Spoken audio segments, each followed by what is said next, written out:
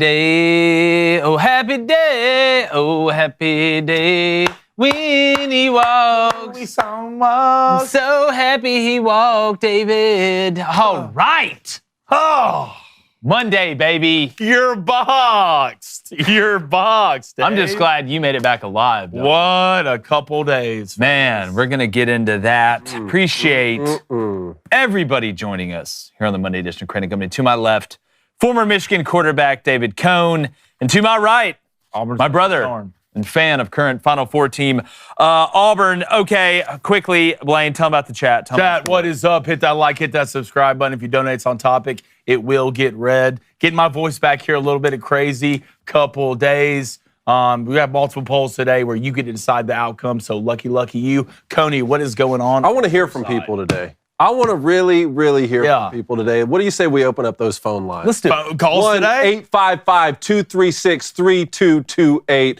But we're only screening Michigan fans so that they can really. It's a cathartic call of the day. I love that more than listening to Auburn fans today. Should be fun. We're going to have fun today. Yeah, we're going to have fun today. The Final Four is finally set. We're going to preview Auburn versus Florida as well as Duke versus Houston. Deion Sanders signs a new deal that's going to keep him in Colorado. And the Yankees have debuted some new bats, and they're hitting tanks left and right. Appreciate you joining us. This is the Monday edition of Crain and Company.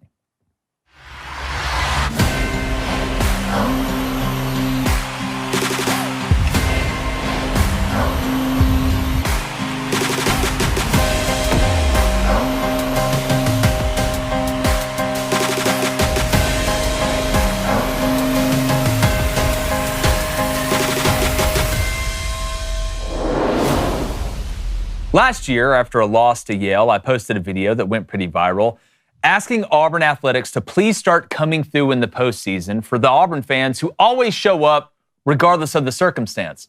Now, it wasn't mainly directed at basketball because Bruce Pearl's had so much success at Auburn, but it was on the heels of that first-round loss to Yale, and Auburn hadn't made it past the second weekend of the tournament since 2019.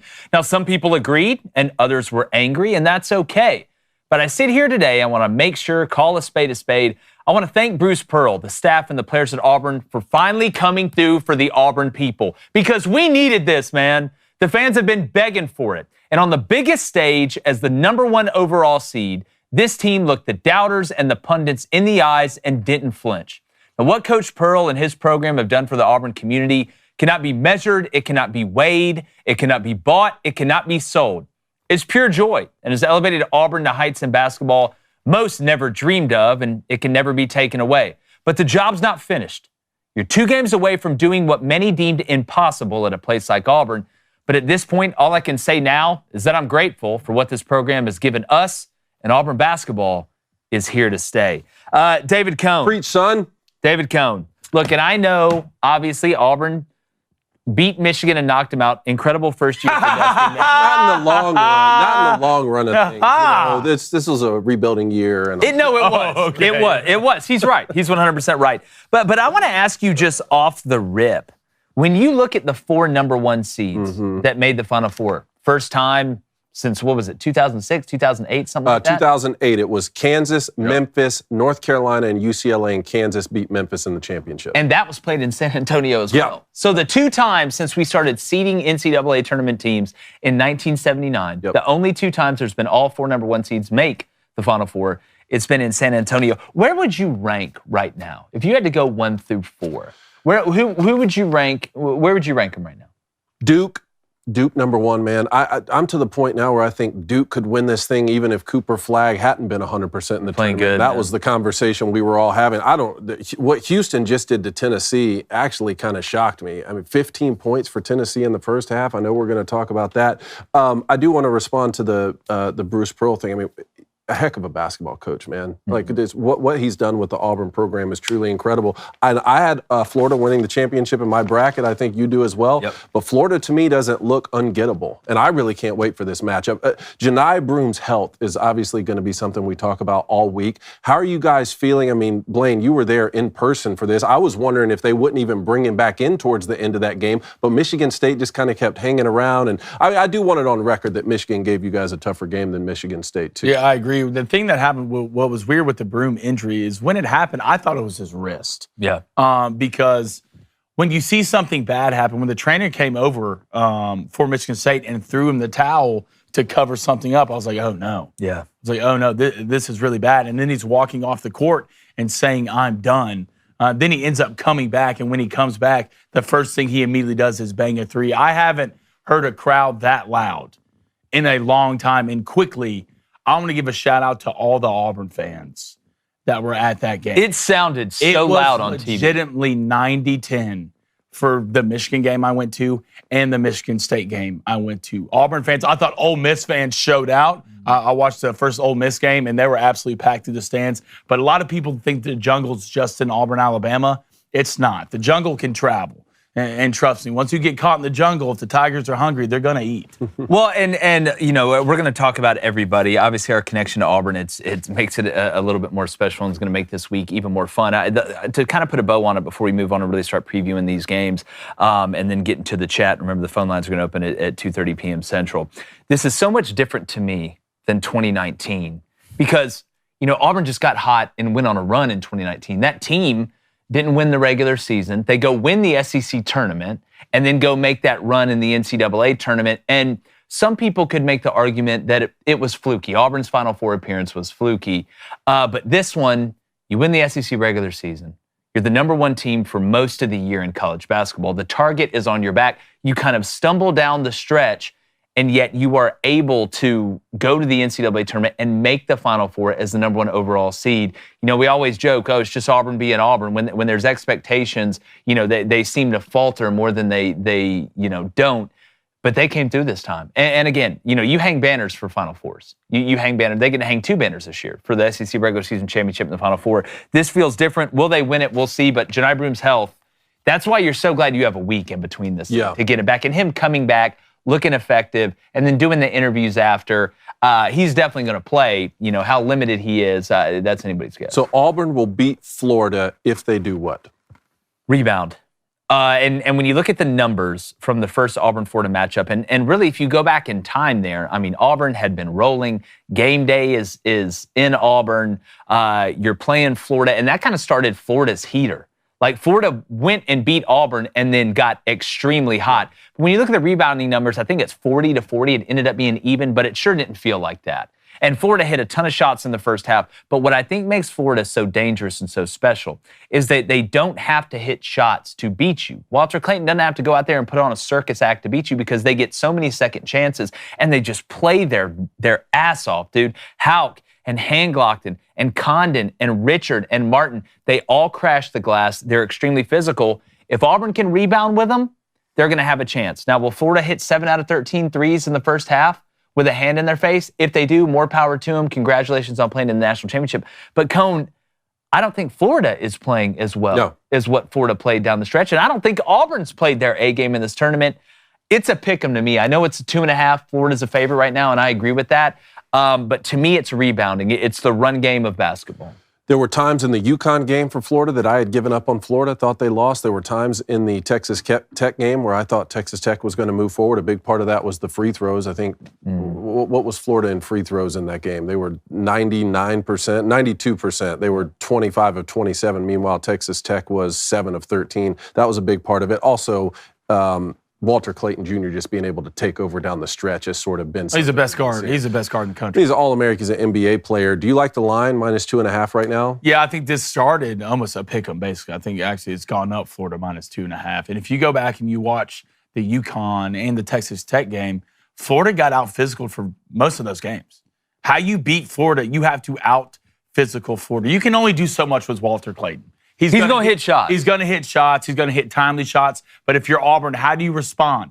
You go back and look at those numbers. At one point, Auburn and Florida, the first time they played each other, Florida was up 20 at one point, which is really bad.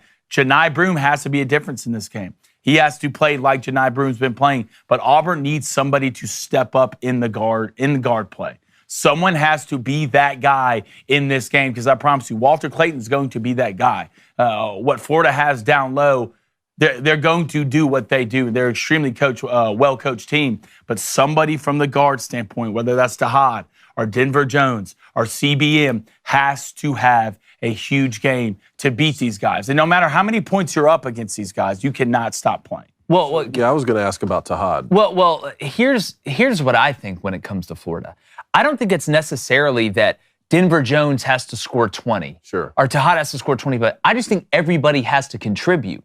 And when Auburn was at their best, you look at the box score, it's like, well, he scored 12, he scored 10, he scored 8. Janai scored 18, he scored 8, he scored 10. I think you beat Florida as a group, like as a combination. Because if I'm Auburn, if Walter Clayton goes off, okay, we just can't let the other guys go off. You can't let Will Richard go off. You can't let Elijah Martin go off. If one guy goes off and you cut the water off and everybody else, you're going to win the game. So on the opposite coin of that, on the opposite side of it, if you're Auburn, everybody just contribute. Everybody make the right decision. Everybody score when they need to score. You don't need one guy scoring 30 and everybody else scoring 6. Yeah, the Janai really can have the quietest, like 20-12 game that you've ever. It's insane. That's one thing I've noticed from watching Auburn basketball. Obviously, it was Denver Jones for Auburn against Michigan, and he was going off at a time when they needed it most because the play was so sloppy.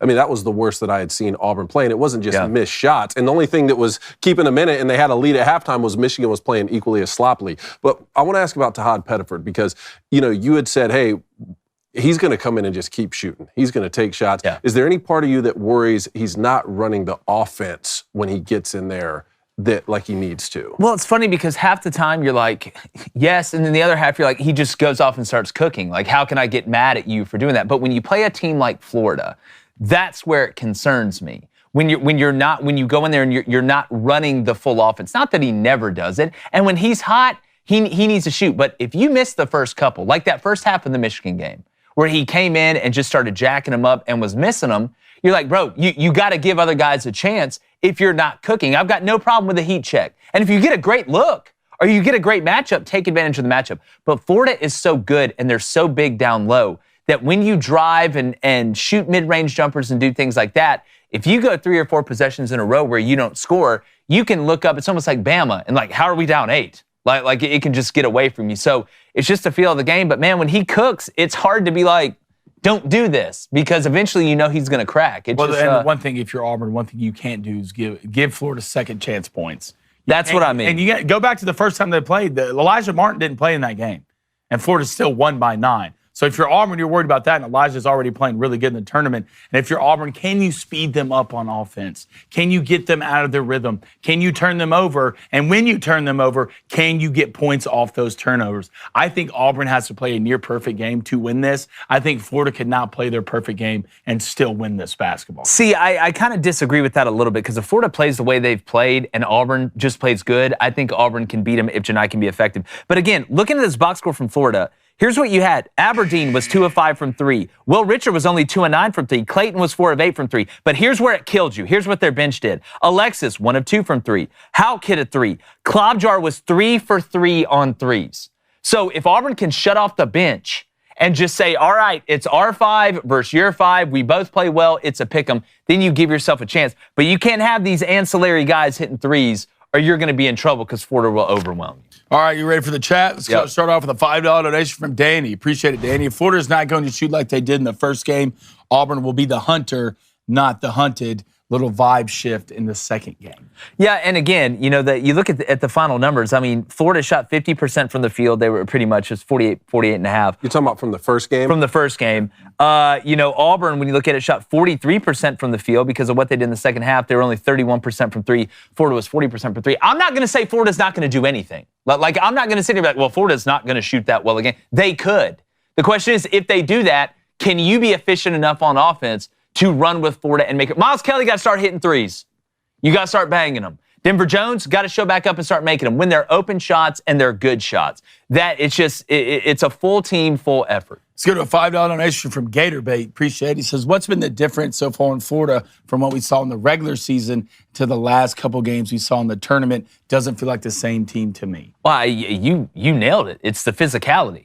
Like when you go watch Florida, and it's getting the 50-50 balls. Go back and watch the Florida-Bama game.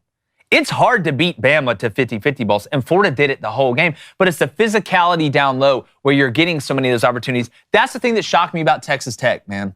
Texas Tech was rebounding with them. And Texas Tech had Toppin, But outside of that, Florida was much bigger than Texas Tech. So if that happens and the rebounding battle is even, or Auburn wins the rebounding battle, I think Auburn's got a good chance to win it, but it's the physicality difference with Florida, in my opinion. $10 donation from Mike's on Fire. Appreciate it. If you're Florida, are you doubling Janai Broome in the post, or are you single coverage for the game? If you've seen that, that's been the problem all year. Michigan State couldn't. I mean, Janai scored the first 8 points, I believe. Well, Michigan State and Florida totally different. Jackson Kohler's 6'9".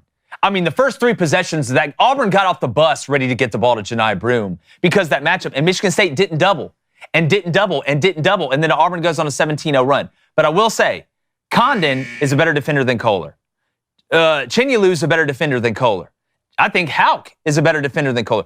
I think Florida can get away with singling Janai Broome up, especially if he's a little bit banged up early. And then if he cooks you, then you double. But I would much rather Janai Broome go and shoot a 2 against me than double him and whip it to Miles Kelly in the corner for a pull-your-pants-down 3. Yeah, it's not like the same strategy you need against, say, Zach Edey. Someone who's strictly going to exist on the paint. I mean, I think you've used the term finesse big a little bit when it comes to Janai. He can play on the block and score the first 6 points of a game whenever you don't have the bigs to be able to play with him. I think Florida does, but again, how physical can Condon be, and what's the foul trouble situation going to be? And how the game's officiated is going to be huge as well. All right, let's get to the poll. All right, poll. Which Final Four team is most likely to win the national championship? Duke, Houston, Florida, or Auburn?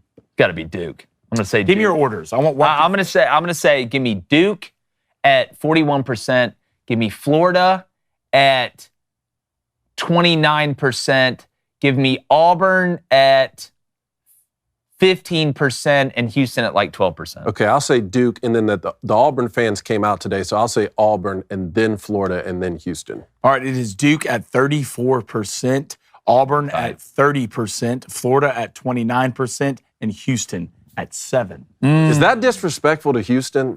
I mean, I know we're going to get to, I want to, is that more about Houston or more about this game? You got a sneaky feeling about that Houston game. We're going to get to that in 1 second. But regardless if your team is in the Final Four or not, we've all been to a certain place that's endlessly scrolling through these fitness influencers that sell you complicated routines, right, that promise you the world but deliver very little. Because the truth is, most of these tips and tricks just overcomplicate what should be simple. And that's where Fitbod comes in. They combine the workout planning and tracking you actually need to stay consistent and make real progress. And what makes Fitbod special is how it builds workouts around your specific situation. The app crafts routines based on your unique fitness journey, your available equipment, and even factors in your recovery time between their sessions so you don't get burnt out.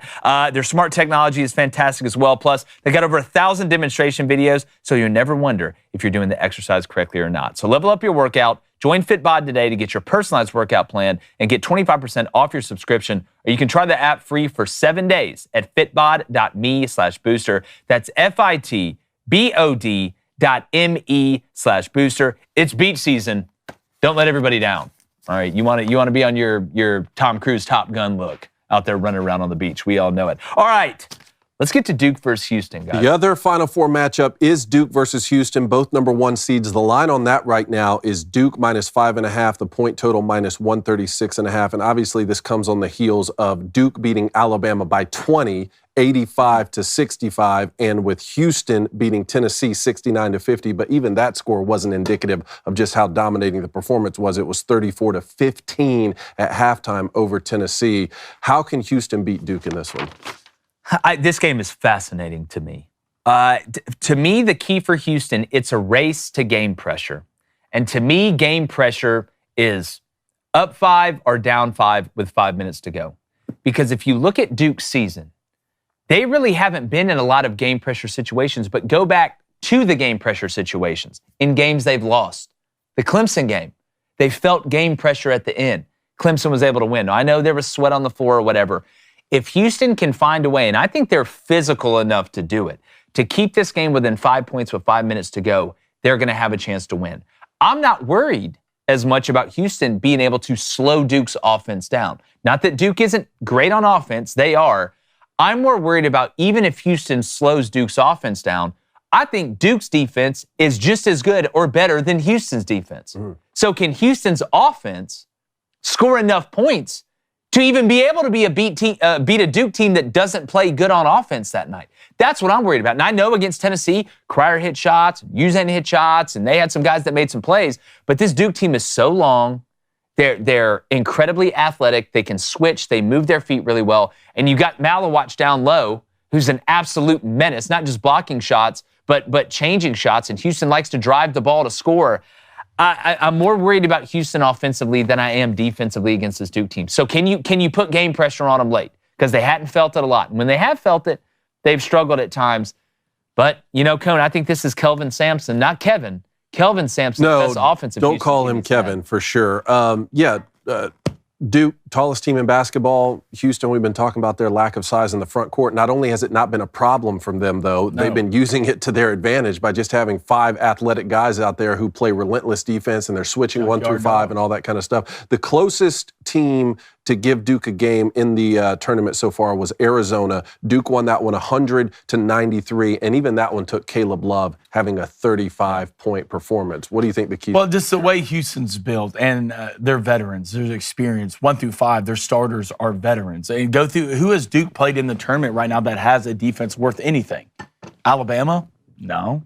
Arizona? No. Baylor? No. Mount St. Mary's? No. I know Duke's long. I know they're physical. I didn't think Cooper Flagg had a great game against Bama. Against Bama. Yeah. But I think Houston, and what Houston does is they guard the perimeter, and they have size in the paint, and they're physical. They are physical. They will get physical with Duke. I know Duke has NBA prospects walking all over this floor, but Houston has veteran guys who, 1, know how to get in your head, 2, will not beat themselves, and 3, will guard the perimeter. So if Duke doesn't come out and shoot the lights out, or Cooper Flagg doesn't have a Cooper Flagg type of day, the way Houston moves around a basketball court from a defensive side, if they can turn you over, if they can somewhat slow it down, if Houston can control the tempo early in this game and hang around, maybe go to halftime down 2 or 3, and find themselves in shooting range with 5 to 7 minutes left, an experienced Houston team, the way they are coached and the way they are played, they have a chance to beat Duke. Everybody's hyping Duke up. It's the best thing that ever walked on the court. I'm just telling you that downfall is real. And when you play guys like Houston, who are experienced and are a defensive-laden team, which what they are, this game's going to be a lot closer than what people think. Cone, I can't remember what year it was, but it was when Duke was really, really good. When they had Zion Williamson and they played Michigan State in the Final Four, and nobody was giving Michigan State a chance. Zion and them didn't make the Final Four. It may not have been the Zion team, but it was Duke playing Michigan State. I'm trying to remember what year it was, and Michigan State just grinded them out that whole game. It was kind of ugly. It was kind of slow, and they gave themselves a chance at the end. I'm just wondering from a rebounding standpoint, yes, Duke is the biggest team in college basketball, but when you look at Houston, there are a bunch of 6'7", 6'8" guys with 7-foot wingspans that can jump out of the gym. And just like playing wide receiver, the best way to get a rebound is to catch it at its highest point when you can out-jump somebody. So that's how I think Houston, they're really good at the angles, driving to the basket. But I just wonder how much John Shire and them are going to put on that Purdue tape and watch what Braden Smith did at point guard to Houston. Because what he did was Houston likes that double. He would drag them east and west and then find the guy open on the weak side and hit him. And that's how Braden Smith got 12 assists in the second half. So I wonder how much of that you're going to see from Proctor and James and anybody, Cooper Flagg, who brings the ball up the court from Duke. This matchup is just If fantastic. Houston can keep Duke under, and I know this is saying a lot, but if Houston can keep Duke under 75 points, they win this game. I think if the game's in the 60s, Houston wins. Under 75, you think? Under 70, right now Houston is undefeated when holding opponents under 65 points. 65? 65, and Duke is nearly unbeatable if they score more than 75 points. So that 70 mark, if it's under 75, you have to like Houston in this game. So what do you make about Tennessee's performance against Houston? I'm gonna try, and I've got a ton of respect for Rick Barnes.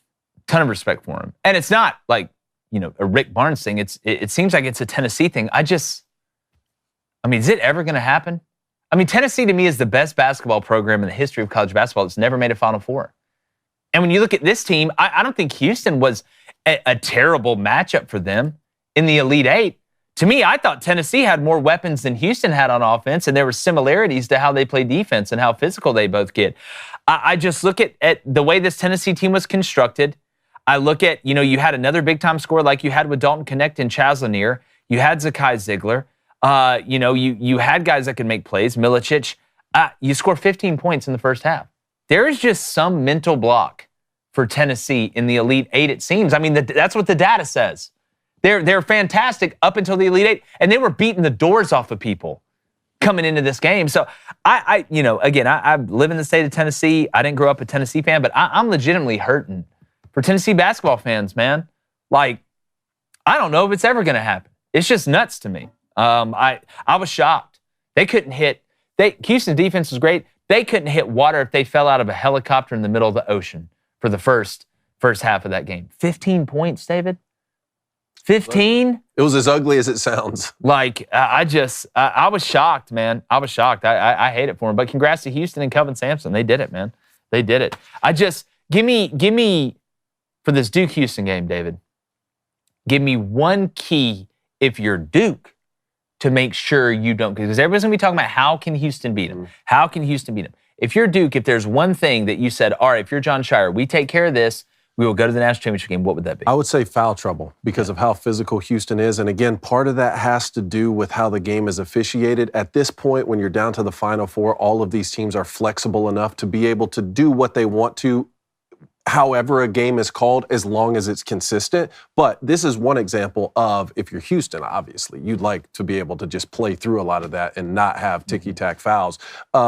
Duke getting in foul trouble, I think, could be a huge advantage for Houston, especially in the front court. I mean, if you're taking out Cooper Flagg in the center early in the game because they have 2 fouls, Houston could feast off that. And pace is huge in this game too.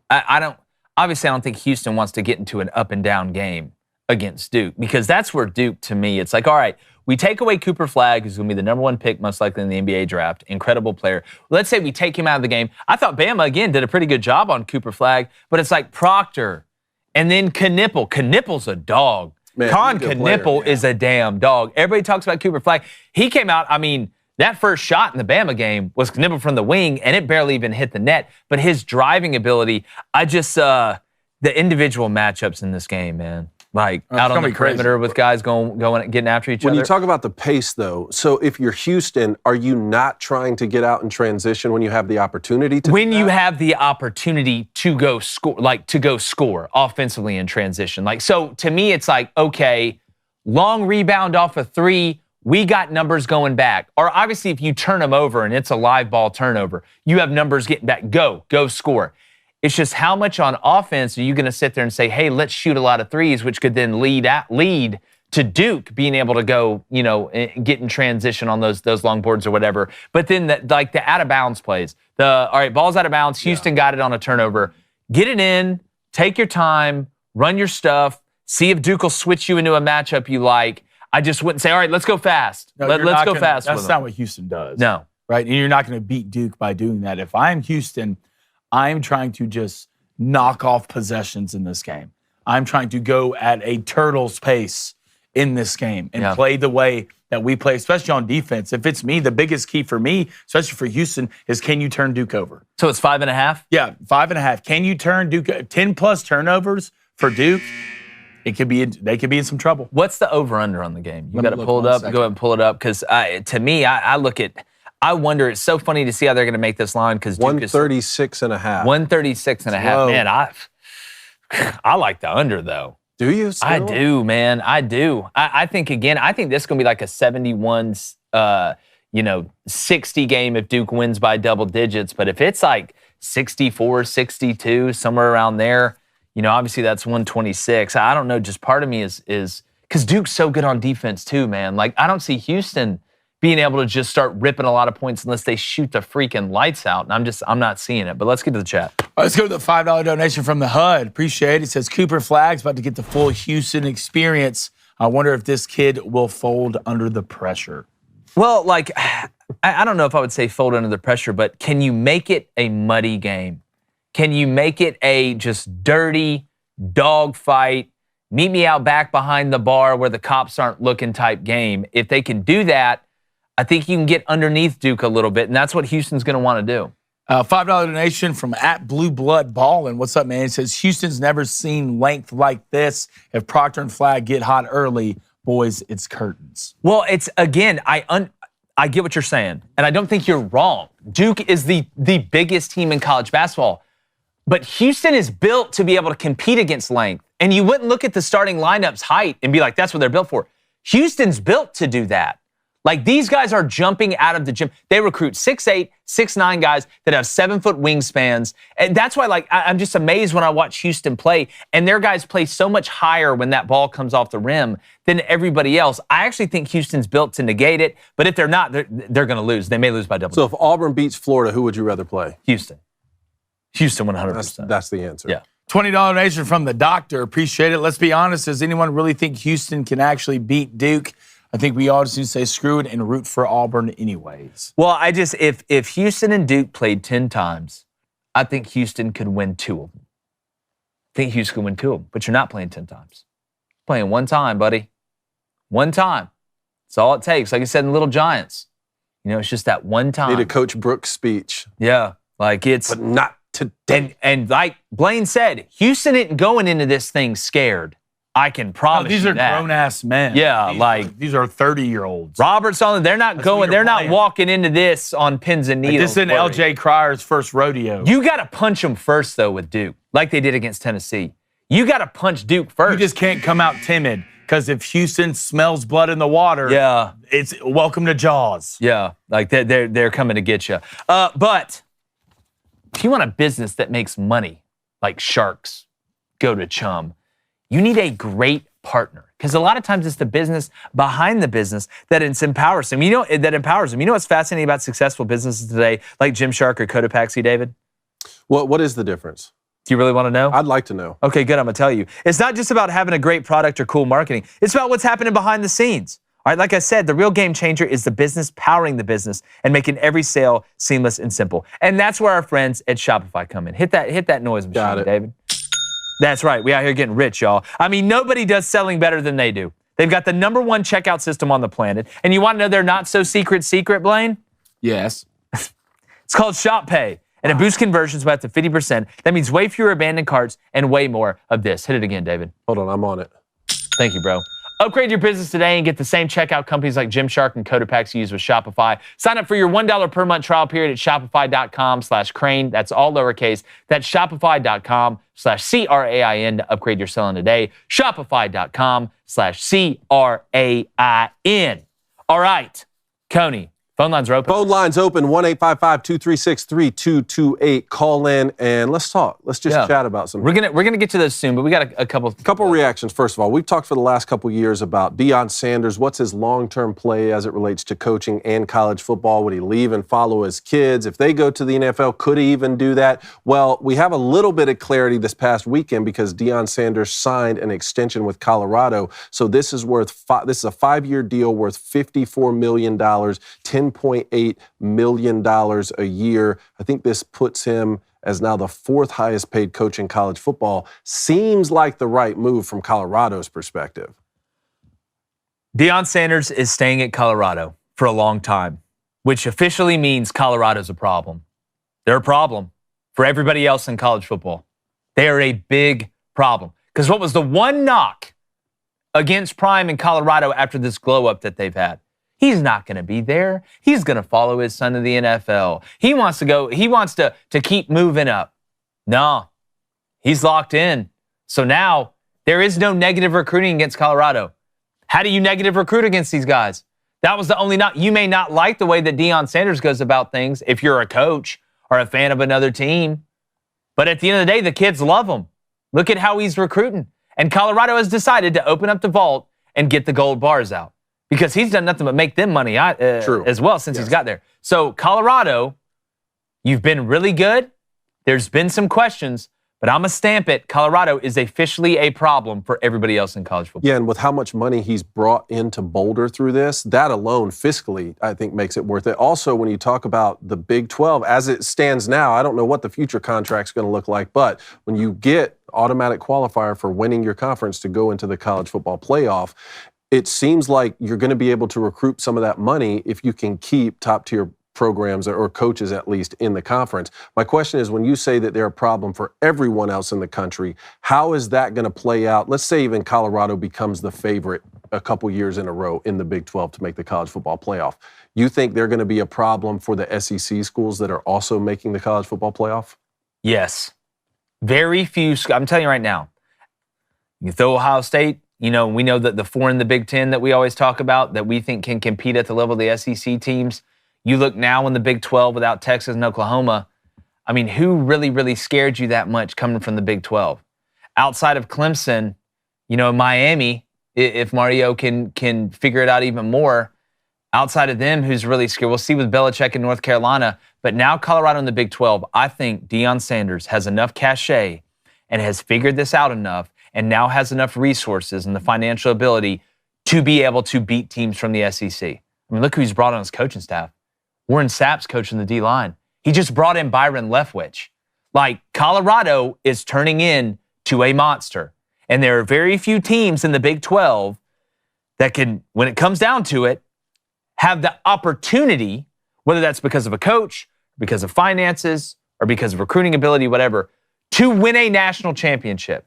And now that Prime is locked in, Colorado is going to get to that level, in my opinion, to be able to compete with the SEC and the top of the Big Ten for national titles. All right, let's go to Stanford football. Looks like Stanford is hiring veteran NFL coach Frank Wright as interim head coach. Both sides have agreed that this is just a one-season deal. Like, I mean, Frank Wright, it's great interim coach hire. Like, so what does this mean? So if he has a great year, what are they going to do, fire him? Like, if Stanford wins 9 games, we're going to be like, all right, thanks. Here, we're going to go with somebody else. Why not just hire him as the head coach, give him like a 3-year deal? Like, I get 1 year? I get 1 year. There must have been nobody else that wanted to take this job, which is nuts to me, considering Stanford, or nobody out there they thought was good enough.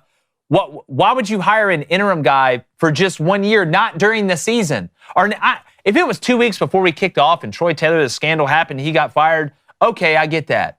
Dog, we're in March. What? So for a bunch of smart people that get together apparently, and I got a lot of respect for Andrew Luck, I don't get this one. Just make him the head coach, dude. Like, give him like a 3-year deal. So now you're going to hold my, balls to the fire after 1 year at Stanford? What if they hired Jeff Saturday after that and really just do the... What if they just do it 1 year? It's like a rotating... like, hey, Frank Reich's going to do it this year, then Jeff Saturday's going to do it, then Frank Reich's Well, if we're doing that, let me throw my name in the ring. Yeah, this is just... I'll go coach him for 1 year. This is weird. We should get Andrew Luck on and ask him. We should. The GM now? Yeah. All right. Next one up, let's talk a little Major League Baseball. Yankees off to a hot start. 9 home runs on Saturday. Most in a single game in the 122-year franchise history of the Yankees. I want to talk about these torpedo bats. Obviously, they were playing against Nestor Cortez, who was there last year, and some people are even saying they have a little league, right field fence. Not me necessarily, but the torpedo style of these bats. This is why are we just now getting to this? Shouldn't Jonah Hill have figured this out a long time ago? Yeah, I mean, it's some, fat, smart kid eating Cheetos in his basement. I can't believe he didn't put 2 and 2 together. So apparently, and correct me if I'm wrong here, guys, they put more of the wood, like the sweet spot, in a different part of the bat, like on the label? Yeah, just depending on where the hitters hit it the most. So you're allowed to do that. There's nothing illegal about what they are doing. Like, don't be mad at us because our scientists are better than yours. Yeah, that's what they did. They get your own Oppenheimer. That's what we have. And this is nothing, like, this isn't just some crazy things. Other teams have used this, including the Red Sox in spring training. Minnesota Twins, they decided not to use this. And Aaron Judge isn't using it, and he's absolutely still hitting, Reptar's still hitting mammo bombs out of that field. So I don't want to hear all the excuses, all right? It's not the plane. It's the pilot. This is Aaron Leanhart who Oppenheimered this bat. Yeah. Just they had the analytics that more contact was being made closer to the label than the end of the bat. Braves, what are we doing? Dude. What are we doing, Braves? What's going on? How much of this, though? Y'all score with someone in scoring position at one time? I'm not going to score. We want our pitchers to pitch perfect games and still lose. We're trying to set our own major league records here. How much of this, though, has to do with the Yankees are just really good at hitting? I think it's mainly that. Like, they're just really I think it's mostly that. And this helps, but, Blaine brings up the Aaron Judge part. It's still really hard to hit a 98-mile-per-hour fastball and like a 92-mile-per-hour slider. Like, it's not like they're going up there with aluminum bat. Let's play this clip. Like this regular bat. Yeah, regular bat for Aaron Judge. Just play it. Goldschmidt stays put. Oh, thank you for throwing a 90 miles per hour fastball right down the middle. That's what's going to happen. The Yankees are really good. They're just really good. Okay, if everybody has a problem with this, the next baseball game I watch, everybody better be using these bats. Every team in the major leagues better be using this bat because it's not like y'all didn't have the opportunity. Hell, 29 of them use them in spring training. Well, that's what I'm saying. If it had gone well enough in spring training with those bats, they'd be using them during the regular season. So that to me kind of gives, and I hate to give the Yankees credit, that kind of lends more credence, in my opinion, to the Yankees are just really good argument, or else everybody would have already been doing this because they'd looked in spring training and be like, oh my God, we're just absolutely dropping bombs. I'm just surprised it took this long for somebody to do this. I am too. You know? I am too. All right, the NBA, big fight. What happened with that? The Pistons, we have the clip. Oh, wait, the Pistons got in a fight in the NBA? First of all, I don't even think the Pistons care about basketball anymore. I think they just go out in the court to fight somebody. This is Pistons versus Timberwolves. 5 players got ejected. 2 coaches got ejected. Go ahead and run this clip. Holland was a really good high school player. Good fake. Want to dunk it? Good play. Here we go. What? Oh, yeah. Dante's in there? Yeah. Get him. How do you get upset? Here we go. What even is the NBA anymore? Is it even basketball anymore? This, though, I like this. I like this. If it went down like this more, I would watch. But my thing is, like, bro, if we're going to fight over a foul, like, it needs to be a hard foul. Just why can't it be like hockey games? let him throw? Where it's sanctioned? Just let him go. In boxing gloves? Yeah. No. Boxing gloves? No. If you want to fight, if that guy wants to fight, y'all too, everybody get out of the way. Everybody get out of the way. I will say, if you had 2 7-footers fighting each other. You want to talk about ratings? You want to talk about pumping numbers? You don't need to move to 3. You're going to get the gas pump. You're going to be pumping so many numbers. I'll go to an NBA game. Oh, if I've never had 1% of me never has wanted to go to an NBA game. You have 7-footers fighting on the court in the second quarter. Can you imagine like a 7-footer fighting a point guard? Like Zach Edey? Trae Young versus Zach Edey? Oh, Dave, get your popcorn ready, bud. Yeah, you got to climb that tree to chop it down. So what happens when the bruiser, you got to have a team bruiser, like Draymond would come in and say, like, no, you're not fighting Steph. Steph's not fighting. You could do that. That's fine. Like if you want to call in a reliever, that's fine. Isn't that how hockey does it? Yeah, if you want just one guy, but is Draymond going to Connor McDavid's not out there getting in kick fights. him in the nuts. No, like they could just like Shawn Michael Scott from, or Sean William Scott, whatever his name, from that Goon movie. Yeah. Like he was coming out there. He wasn't coming out there to score goals. No. You want to make the NBA great again? Let him fight. All right. I don't think it's a horrible idea. There you go. All right, let's get to the chat real quick before we get these calls. All right, let's go do a $10 donation from Show Me the Money. Appreciate it. Everybody just wants to hate on the Yankees anyway. No matter what they do, they'll always find a reason to B-word. Look, I'm not a Yankees fan. I'm all for it. What I'm interested to see is how long this can last. Like if it just, obviously you play 162 games, and to the Braves' point, David, I've never been happier that there's 175,000 regular season games. So maybe the Braves can get back in contention because it's ugly, right? Might as well start making money off of it at least. Yeah, true. Let's go to a $10 donation from Malcolm. Appreciate it, Malcolm. Will Deion Sanders win a national championship at Colorado? I need to see it first. I'm going to give a soft no. What does that mean? I need to see a little bit more. I'm with you. Right now, gun to my head, soft no. We got to get better up front. Yeah. If we just had Travis Hunter and Shador, and we won how many games? Yeah, it's the line of scrimmage, but I think they're recruiting pretty well. I think they're doing it pretty well. All right, let's get to calls. All right, let's go to Kevin in Chicago. Kevin, what's your hot take today? Hey, Kevin. David, can you hear me? Yes, what's your hot take, brother?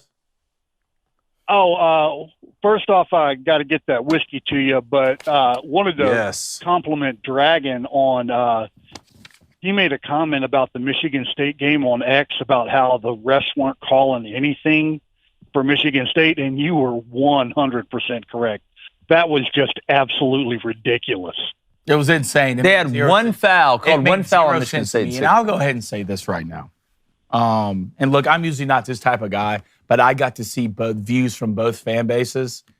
I like Michigan fans a lot more than I like. There you go. Really? Really. You heard it there. Michigan fans, before the game, I was with them. After the game, they were all cool. Michigan State fans, before the game, lame, kind of dicks. After the game, still the same way. There was a group above us, shout out 214 section, the best section in that arena, a group above us that when Janai got hurt, started to cheer the green and white. And I tell you what, probably 200 Auburn fans stood up just like that and walked over there, and they had to pull security. But Michigan fans, class act. Interesting.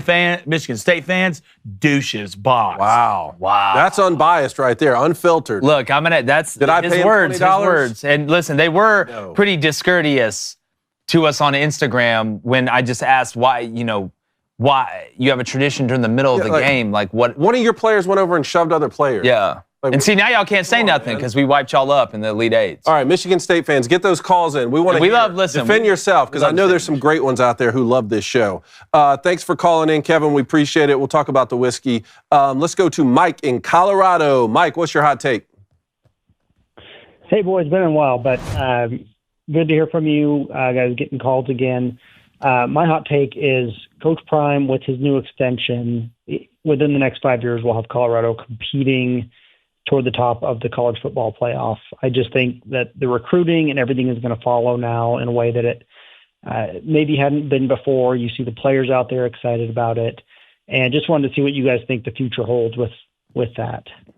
It's like I said, I mean, if Arizona State can do what they did, I think Colorado could do that next year easily. I mean, again, I think Colorado could fill this void in the Big 12 vacuum after Oklahoma and Texas left, which you get that automatic bid into the playoff. So, again, you always have a shot. I'll say it again. Colorado has now that Deion's staying there, and they're making this financial commitment, they are now a problem for the rest of college football. Well, what was interesting about the Big 12 this year is it wasn't like the old guard of like Utah with Cam Rising coming back, or Oklahoma State because they had 9 starters on both sides of the ball. Those teams were keeping Colorado from winning the conference. It was the other schools, which Colorado was supposed to be better than. BYU. The BYU and the Arizona State. How do you square that? See, I think that shows you the fluctuation of the Big 12. I think everything is up for grabs right now. That you at the bottom of the conference finish at the top.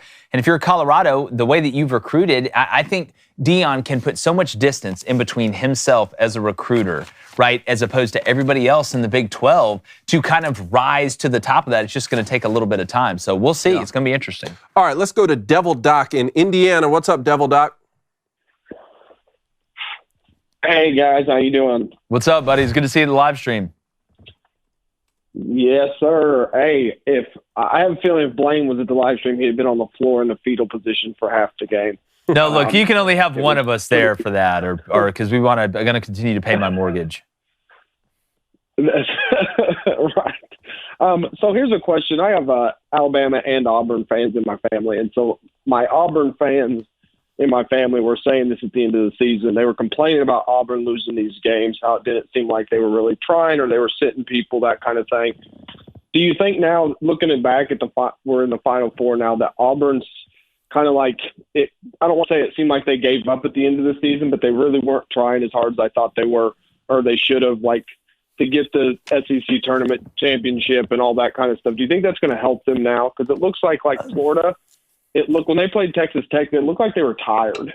There's been some times that I didn't think Auburn really was putting in the effort, but they haven't looked tired like I saw. Yeah.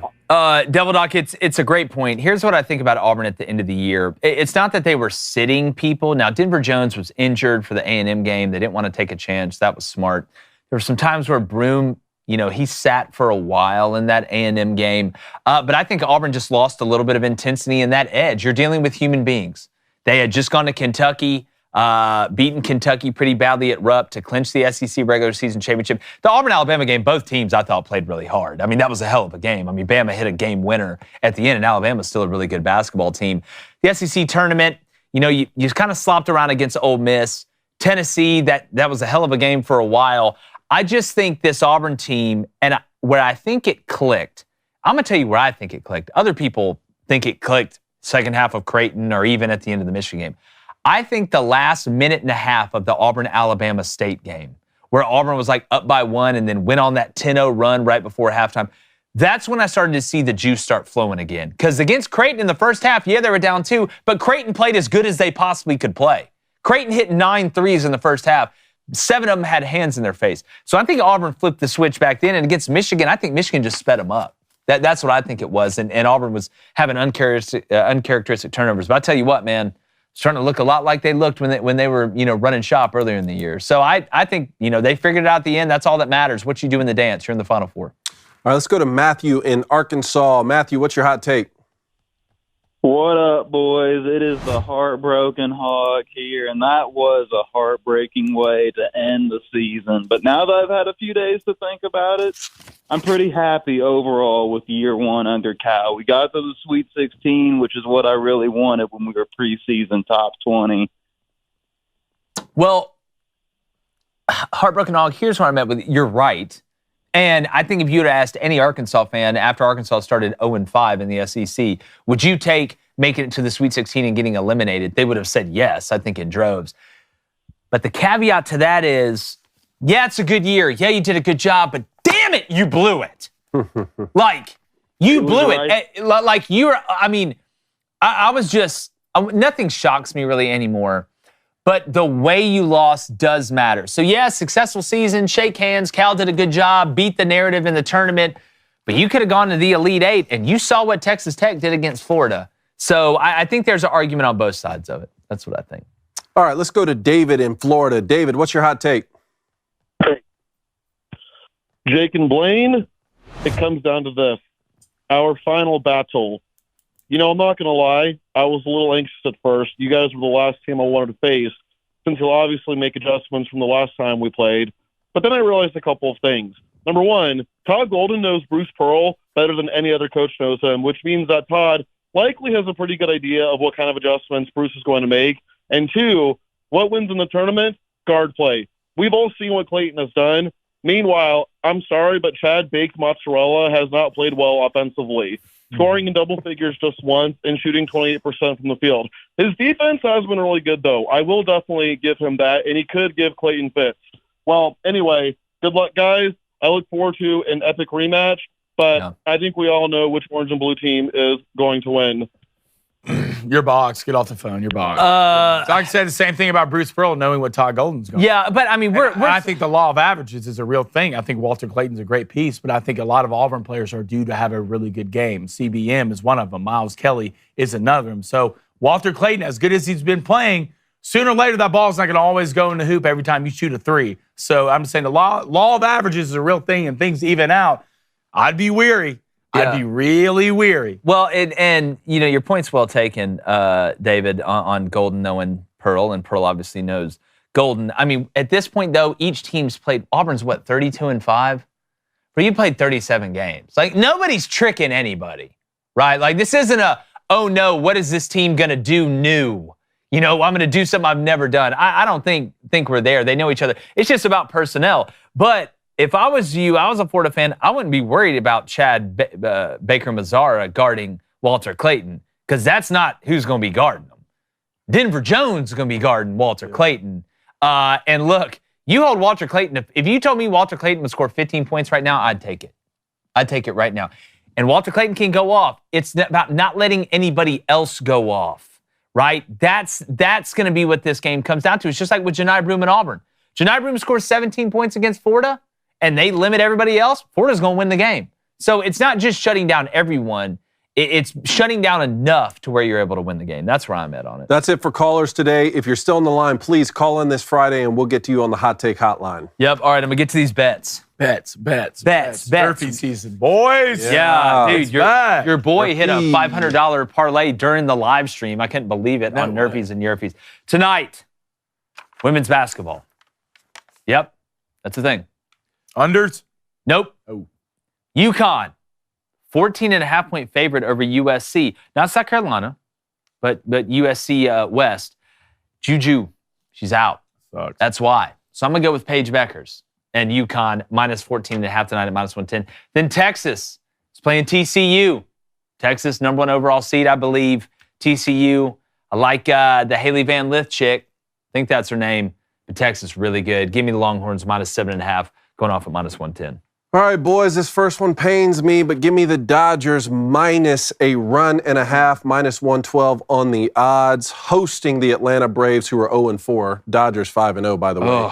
And the second one, give me the Cardinals money line -155. The Cardinals so far this year are 3-0, taking on the Angels 2-1. That one will be in St. Louis. Blanjamin, what do you got? All right, let's pull it up.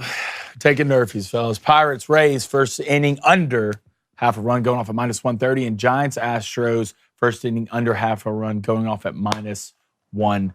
What was the streak you went on last year? Like you were Like just taking 16 Nerfies. games. Like it was, you had like 16 in a row. I'm going to have an even bigger streak this year. I feel Wow. like it's going to be a 20 game. And that's a Blaine Crain guarantee. All right, Ace is going to go with the Padres, -135 on the money line. Then the White Sox, +1.5 at -110. I saw somewhere that there are better odds for the Lord to come back down to earth than the White Sox to win the World Series.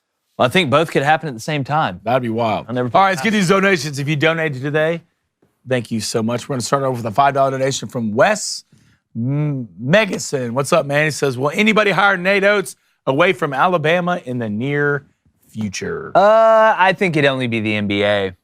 That's what I think. He's not going to. There was a rumor that there was he had some interest in Maryland. Not true. Because the coach at Maryland now went to Villanova. To Villanova. Yep, went to Villanova. Which makes it the thing seem... about, he handled that terrible. I know. God, Like one of the worst handles of going to another job I've almost ever seen in my life. that was a bad one. That was a bad one. At least the guy that left Texas A&M to go to Texas didn't tell anybody until after the games were over. Like Kevin Willard was basically like, yeah, I'm out.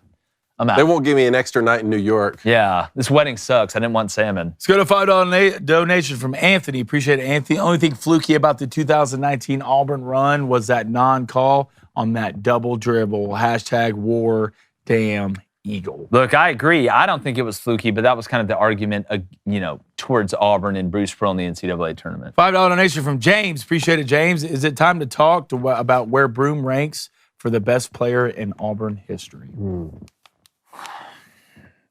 I mean, is he and again, we're talking about what he did at Auburn, okay? Charles Barkley was great at Auburn. This shouldn't take you long to answer. But Janai Broom's the best basketball player to ever play at Auburn. Like when you look at it, I mean. And it's really not. And I think he's the best transfer in the history of the transfer portal in college basketball. Just look. I really believe that. He's tied with Shaq for the most double-doubles in the NCAA tournament, which means if he has another one, he's going to be ahead of Shaq. In anything, I don't care. Wingstop profits, double-doubles, the amount of pizzas you sell. That's impressive. Let's go to a $5 donation from Sam. Appreciate it, Sam. He says, if Kelvin Simpson wins this game, is he now the best coach left in the tournament? You can make an argument for it. I mean, I love the way Kelvin Sampson goes about his business. Just don't mess up the way Gonzaga gets said. $5 donation from JD. Appreciate it. David Cohn, don't feel bad. Bruce Pearl and the Auburn Tigers own the entire state of Michigan. War Damn Eagle and Bama fans, ha, ha, ha, suck it. I heard they call it Lake Auburn now. Yeah, we put out a CNN projected that Bruce Pearl has won Michigan, the state of Michigan. So, last donation of the day, a $5 donation from I Am Shooter. Says, is Tahad Pettiford going to stay another year at Auburn? I think so, yeah. You can see Bruce Pearl is now projected to win the state of Michigan. Congratulations to him. That was really well done. I totally forgot the question. Will Tahad Pettiford come back? I think he will. I think he needs I think he'll be back. I'm interested to see Chaney Johnson and Chad Baker Mozzarella and somebody like David Street, like our buddy David said. But no, good stuff today. Anything else? Did I miss a donation? Did you miss one? Oh, yeah, $5 donation from Q's. Appreciate it, Q's. If it ends up being Auburn versus Houston in the national championship, the final score would definitely be 42-38. Definitely take that under. As long as Auburn's the 42, I'll take it. All right, any parting shots? Yes! Congrats, boy. Yes, Thanks. yes, Final four. Got some great stuff on deck. Got John Fanta that's going to be joining us. Who wants to watch Snow White with me? Yeah, Kevin's got to watch Snow White. Y'all really don't want me to do this by myself, do you? Shame him. Someone come watch this movie with me. We should make you dress up as what was the prince on there? Prince Eric? Or that's wrong. Justine, that was wrong, right? It's not Prince Eric. Who's the prince? What she said that was Little Mermaid? No, Prince Eric is Ariel. Okay. The Little Mermaid, whatever. I actually don't know the prince. I'll have to look it up. What's his name? Like Derek or something? Prince Derek? That sound right? I'll play him. Not a lot of Derek's out there. Can you just look it up? The Prince and Snow White. This is I'm going to play him in the Daily Wire Snow White. He was never given a name My in the agent's gonna film. call. He was never given a name. The He wasn't Prince. given a name? Because No. he's white? And that's how you turn into Voldemort. So it is Talking about Derek. toxic. He's commonly known as Prince Florian. Prince Florian. But he has no official name. Well, you know what? After this week, I'll tell you what his name is. Yeah, I'll let have us to watch know. This movie. Let us know. You can watch Rachel Ziegler make out with him. That'll be awesome. All right, we appreciate you guys. Got some great content coming. Make sure you hit that subscribe button. And like the chances of me not soaking up every ounce of pure joy this week because Auburn made the Final Four. Remember who picked him to win it all? I picked him to go to the Final Four. We'll see. We're going. It's a big catch out of you. Gone. I got to be clutch. I got to be clutch this week. If there's ever a week, David, it's this week.